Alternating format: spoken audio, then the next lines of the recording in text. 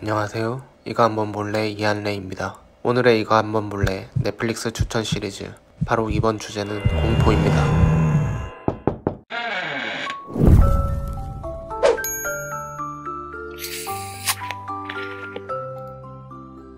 첫 번째 추천작은 1922입니다. 여기 한 가족이 있습니다. 미국 네브래스카 주에서 농사를 지으며 살아온 농부의 가족인데요. 아내는 이런 시골이 마음에 들지 않습니다. Cities are for fools. We divorce. We both know that's what you want. 도시로 이사를 떠나자고 하지만 남편도 그런 아내를 못마땅해 합니다. 둘의 의견이 좁혀지지 않는 부부. 그럼 선택권은 누구에게 있을까요? 자신의 아들을 서로 설득하기 시작합니다. 아마도 남편이 설득에 성공을 한 것 같습니다. 하지만 남편은 여기서 더 나아가 아내를 살해해버리고 마는데요. I murdered my wife. 아내의 시체는 우물에 던져버리고 완벽한 알리바이까지 꾸며냅니다. 하지만 아버지와 아들, 둘만의 평화도 그리 오래가지는 않습니다. 재정적으로 힘들어진 집안에 아들의 여자친구는 임신까지 하게 되었습니다. 결국 아들은 가출을 하고 마는데요. 집에 홀로 남은 남편은 이후 지속적으로 아내를 죽인 트라우마에 시달리게 됩니다. 이 가족의 결말은 어떻게 될까요? 이 영화는 정통 공포물이라고 보기에는 다소 맞지 않을 수 있습니다. 하지만 주인공 토마스 제인의 심리를 묘사하는 장면은 정말 소름 끼칠 정도로 인간 내면의 깊은 심리적 공포를 느낄 수 있습니다. 또 이 영화는 스티븐 킹의 별도 없는 한밤의 소설을 원작으로 하고 있으며 전형적인 인과응보의 내용을 담고 있어 결말이 다소 예측이 가능할 수는 있지만 한 개인의 공포 심리를 묘사한 부분에 있어서는 가히 최고라고 말씀드릴 수 있는 영화였습니다.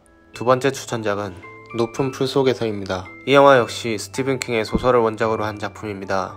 주인공 베키는 임산부인데요. 남자친구인 트래비스에게 팽을 당하고 오빠인 칼과 아이를 입양 보내러 길을 떠나는 중입니다. 그러다 입덧에 차를 잠시 세우게 되고 그곳에 있는 풀숲 속에서 한 소년이 도움을 요청하는 소리를 듣게 됩니다. 들어가면 안 될 것만 같은 이 풀숲.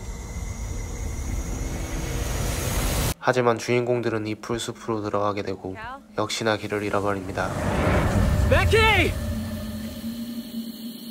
Something's not right about this. I think we should head back to the road. 하지만 이미 늦었습니다.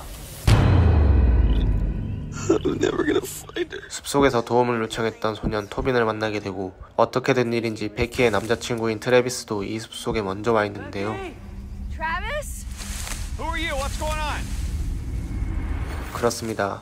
이 풀숲은 들어온 사람의 순서대로 시간이 무한히 반복되며 끊임없이 움직이는 미로와 같은 숲속이었던 것인데요. 과연 사람들은 이 이상한 풀숲에서 무사히 빠져나갈 수 있을까요?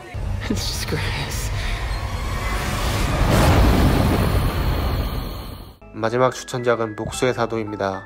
주인공 토마스는 납치된 여동생을 구하기 위해 사이비 종교 집단이 집단 거주하는 외딴 섬에 잠입합니다. 이 섬은 3명의 사이비 교주가 선지자라 불리며 섬의 여신을 섬기고 있었고 자금이 떨어지자 토마스의 여동생을 납치해 돈을 뜯으려고 한 것인데요. 밤이 되면 밖으로 나갈 수 없는 통금 시간이지만 토마스는 동생을 구하기 위해 이곳저곳을 수색하던 중 몰래 연애를 하던 제러미를 협박해 조력자로 만들며 섬의 많은 비밀을 알게 됩니다. 이 섬의 비밀은 무엇이며 토마스는 동생을 구출해 섬을 탈출할 수 있을까요? 이 영화를 보면서 떠오른 한국 드라마가 하나 있었습니다. 구해줘라는 OCN 드라마인데요. 구해줘도 사이비 집단에 빠진 사람들을 구출하는 주인공의 이야기를 다루고 있습니다. 하지만 복수의 사도는 식물인간 같은 여신이 실존하는 등 초자연적 현상인 오컬트적 요소들도 들어있으며 사이비 교주들이 사람들을 대하는 모습은 호러 영화를 넘어 고어물이라고 생각이 들 만큼 잔인한 장면들이 많아 잔인한 장면을 못 보시는 분들께서는 시청을 유의해야 할 것 같습니다. 그렇지만 이 영화는 제51회 시체스 영화제 오피셜 판타스틱 경쟁 부문 최고상 후보에 오르며 탄탄한 작품성만큼은 증명한 바 있는 작품이기도 합니다. 앞서 소개한 세 작품 모두 무서운 귀신이 튀어나오고 소리를 지르고 이런 종류의 공포보다는 잔잔함 속에서 주인공들이 느끼는 심리적 공포를 잘 나타낸 작품이 아닐까 싶은데요. 무더운 여름, 앞서 추천해드린 영화를 보시면 간담이 서늘해지지 않을까 싶습니다. 이상 이한래였습니다.